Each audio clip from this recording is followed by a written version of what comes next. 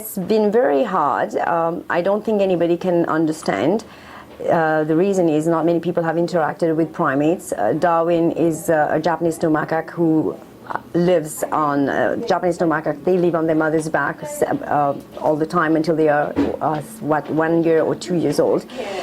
And he would practically stick himself to my body. So the reason I would take him to the shower or go to the gym with him or go to wherever or go to work with him was because he needed that contact. He needed the heat of my body to feel comfortable.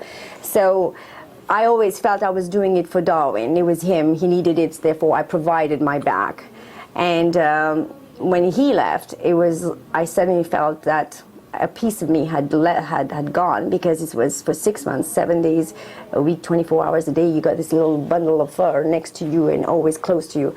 And then he suddenly disappears, and he disappears in a very hard way.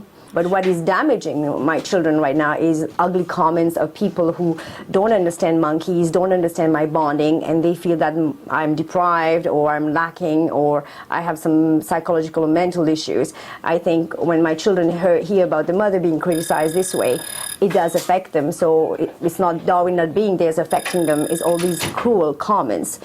When you live with a monkey and you're with him 24 hours a day, 7 days a week, and he has become part of you, it's very difficult now to realize that this is not going to be the same, because when he was with me, I made him the center of my life. And when people say that monkeys are not good pets, I do agree. I say not good pets in the sense that they need a lot of time.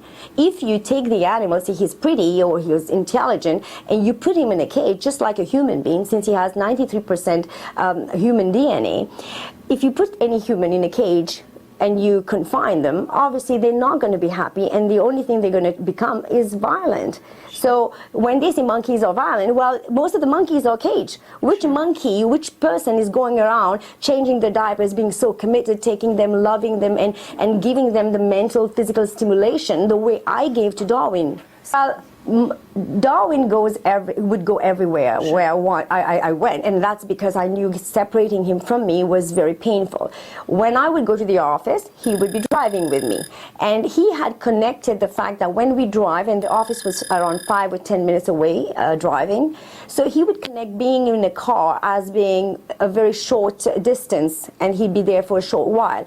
Then as time went along, I started putting him in a crate with soft toys and with treats, and he would know that if he's in the car, the separation would be very brief, because the travel time was very brief. So I would step out and buy groceries. He would know that, okay, she's going out, but she's going to come back. And when I'm going, he's going to get some treats. And when I come back, he gets some more treats. So I had put him in this position that he was accepting that bit of a separation without any issue. So he was in a crate, soft crate, not a hard crate, hard metal. He was zipped up, he had a lock on, he had double lock on, and we had locked him in the car. We didn't realize, that he actually would open the car door. And if you lock your dog in the car and your dog doesn't have thumbs and he cannot, open the door, the dog will be safe.